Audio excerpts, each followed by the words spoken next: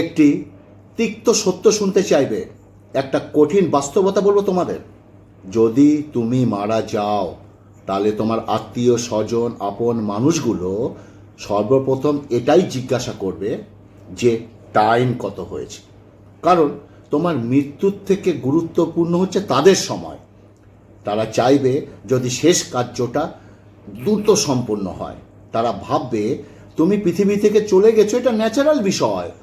মানুষ জন্ম নিলে তো মৃত্যুবরণ করবেই, এটাই তো স্বাভাবিক। কিন্তু হ্যাঁ, তারা নিজের উপর কখনো সেটা প্রযোজ্য মনে করে না। আর যদি করতো তাহলে তোমার মৃত্যুর জন্য তাদের হাতে একটুও সময় থাকতো। দেখো, এটা তিক্ত হলেও বাস্তব, এটা সত্য। এই যে তোমার জীবনের থেকে প্রিয় বন্ধুগুলো, যাদেরকে ছাড়া তুমি এক মুহূর্ত থাকতে পারো না, সেই বন্ধুগুলো তোমাকে নিয়ে স্ট্যাটাস দেবে, তোমাকে নিয়ে স্টোরি লাগাবে, কিন্তু তারপরে আবার তারা অন্য কোনো ভিড়ের অংশ হবে। অথবা 2-1 সপ্তাহের জন্য তুমি তাদের সঙ্গে থাকবে, কিংবা তারা ভুলে যাবে। পরে তাদের নতুন নতুন আরও সব বন্ধু জোগাড় হবে, আগের মতো আবার ভিড়ে একত্রিত হবে। কিন্তু সেই ভিড়ের মধ্যে তুমি থাকবে না, আমি থাকবো না। আমি জানি শুনতে কথাগুলো খারাপ লাগছে, মানতে অসুবিধা হতে পারে, কিন্তু এটা তো অস্বীকার করা যাবে না যে যাকে তুমি মন থেকে চাইবে সে হয়তো অন্য কাউকে চাইতে শুরু করবে। ওই যে বলতো তোমাকে ছাড়া বাঁচবো না, সেও তোমাকে ছাড়া বাঁচতে শুরু করবে। তুমি না থাকলে নাকি যাদের দিন অতিবাহিত হয় না, তাদের দিন অতিবাহিত হতে শুরু করবে তোমার অনুপস্থিতিতে। হ্যাঁ, অথবা পরিবারের মানুষগুলো সব থেকে বেশি কষ্ট পাবে। পরিবার মানুষগুলো সব থেকে বেশি কষ্ট পাবে। সমাজের তারাও হাসতে শিখে যাবে, তারাও তোমাকে ছাড়া ভালো থাকার অভ্যাস বানিয়ে নেবে।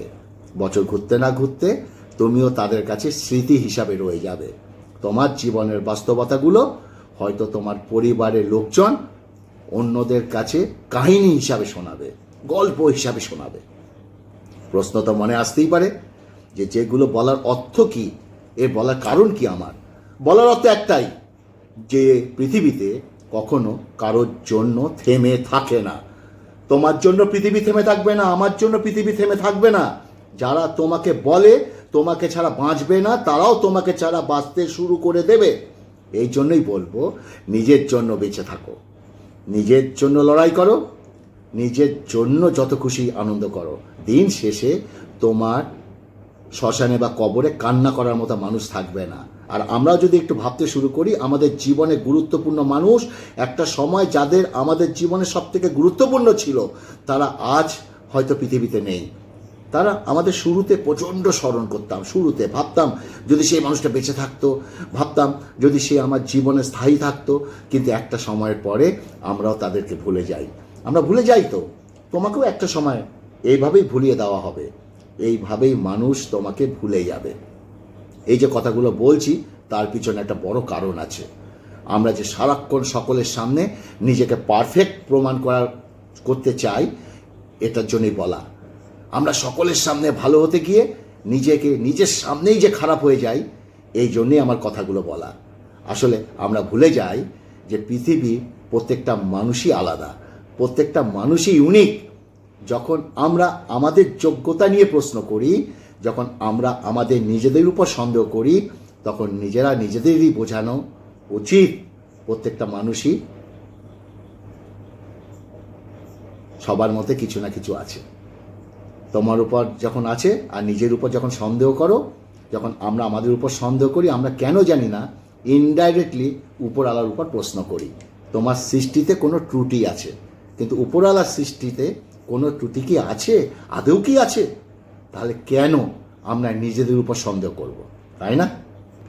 নমস্কার, হাটবাজার থেকে স্বাগতম।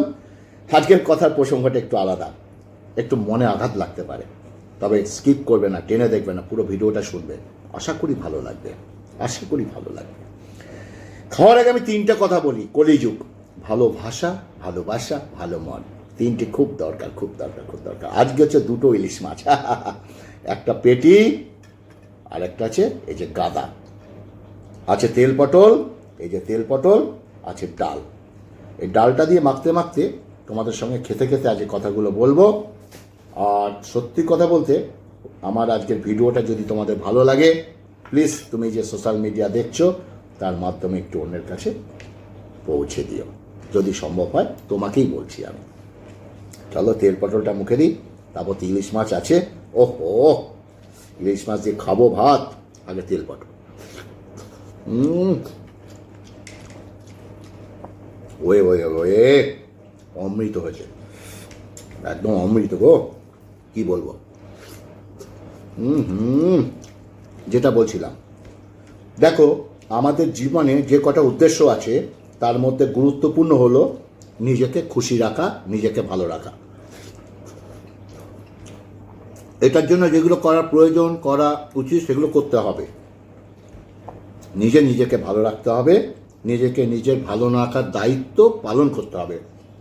দিন শেষে তুমি যখন অন্যদের সামনে ভালো হতে গিয়ে নিজেকে নিজের কাছে খারাপ হয়ে যাও, তখন এটা মনে রাখা প্রয়োজন, তুমি যখন এই পৃথিবী থেকে চলে যাবে তখন মানুষ এটাই প্রশ্ন করবে, সময় কত হয়েছে, টাইম কত হয়েছে। তাদের কাছে এটা গুরুত্বপূর্ণ নয় তুমি পৃথিবী থেকে চলে গেছো, তাদের কাছে গুরুত্বপূর্ণ এটা তাদের দ্রুত বাড়ি ফিরতে হবে, তোমাকে কবর দিয়ে বা কিংবা তোমাকে শ্মশানে পুড়িয়ে। সত্যি তো, তাই না?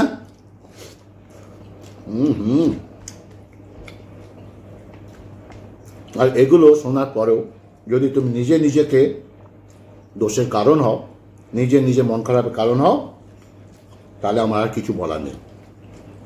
কষ্ট দেওয়ার জন্য, মন খারাপ করানোর জন্য গোটা পৃথিবী আছে।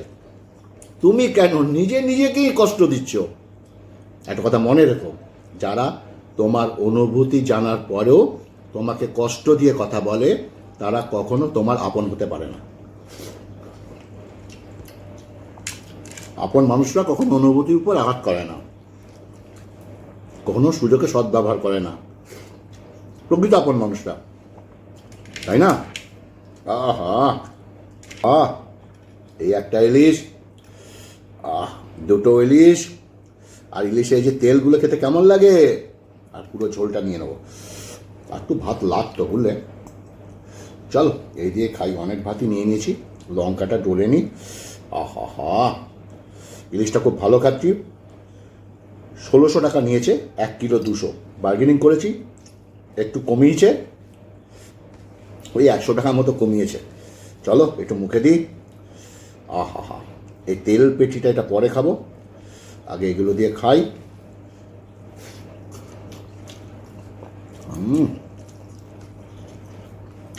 অসাধারণ।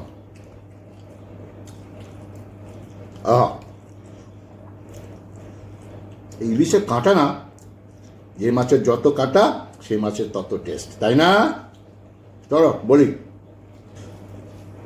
যেটা বলছিলাম,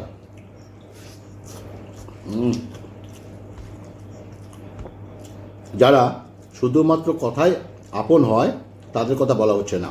জীবনে একটা কথা মনে রেখো, মিথ্যার সঙ্গ, মিথ্যার প্রতিশ্রুতির মধ্যে থাকার চেয়ে একা থাকাটা অনেক ভালো।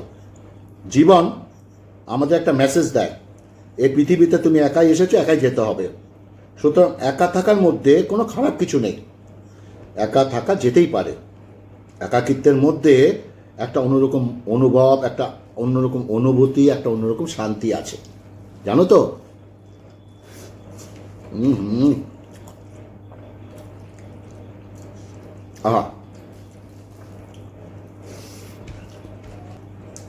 জানো এই যুগটা কেমন? এই যুগটা কেমন জানলে অবাক হবে। এখানে মানুষ কসম কেটে মিথ্যা কথা বলে, আর মদ্যপান করে সত্যি কথা বলে। বিষয়টা কত ভৌতিক, বুঝতে পারছো? মানুষ মদ্যপান করে সত্য কথা বলে, আর কসম কেটে মিথ্যা কথা বলে। দেখো, আমি এটা মনে করি, খারাপ সঙ্গে থাকার সঙ্গে না একা সঙ্গ থাকাটা অনেক ভালো, একা ভালো সঙ্গী থাকাও অনেক ভালো। পারিপার্শ্বিক পরিবেশ আমাদের জীবনের উপর অনেক বেশি প্রভাব ফেলে। আমরা কোথায় আছি, কাদের সঙ্গে আছি, এটার প্রতি অনেক কিছু নির্ভর করে। এই জন্য বলবো, বন্ধু আছে ঠিক আছে, আত্মীয় স্বজন আছে ঠিক আছে, কাছের মানুষ কিছু আছে ঠিক আছে, কিন্তু সব থেকে বেশি আপনকে, এটাও মনে রাখা খুব গুরুত্বপূর্ণ। নিজের সব থেকে কাছের কে, নিজের সব থেকে প্রিয়কে, এটাও মনে রাখা খুব গুরুত্বপূর্ণ।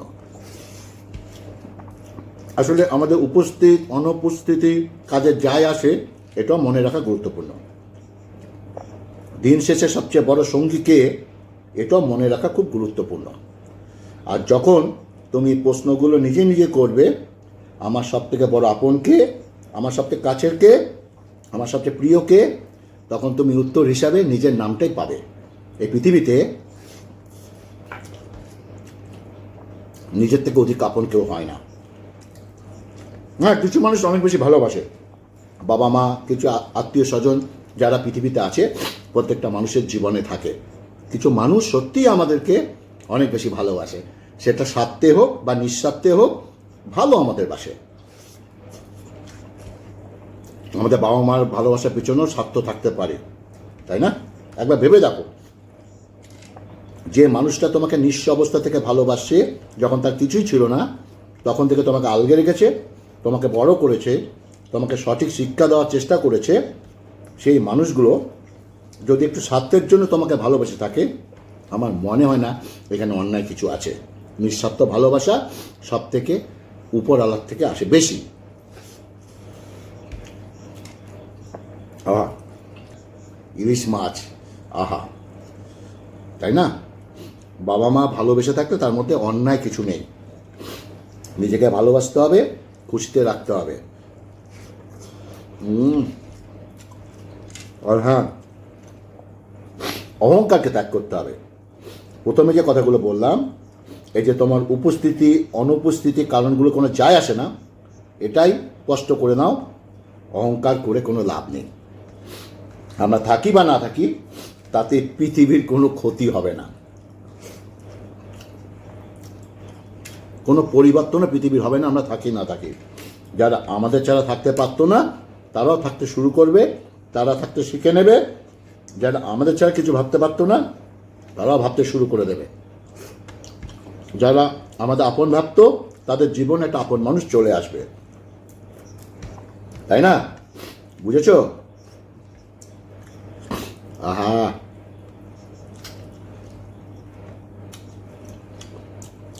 সুতরাং আমাদের অত বেশি অহংকার করে কোনো লাভ নেই। কিসের এত অহংকার করব?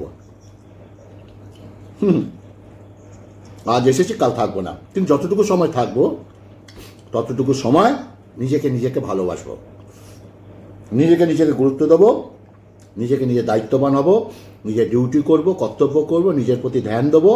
তাতে যদি কিছু মানুষ যদি স্বার্থপর পড়ে, বলুক, কি?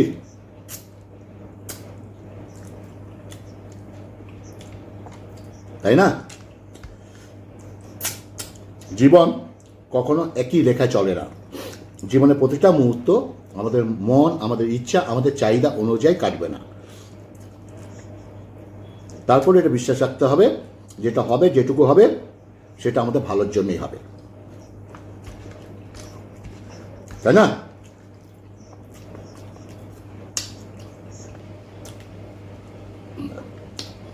প্রচুর কাটা খেয়েও নিলাম। বলো, আজকের কথাগুলো কেমন লাগলো? আশা করি কথাগুলো ভালো লেগেছে।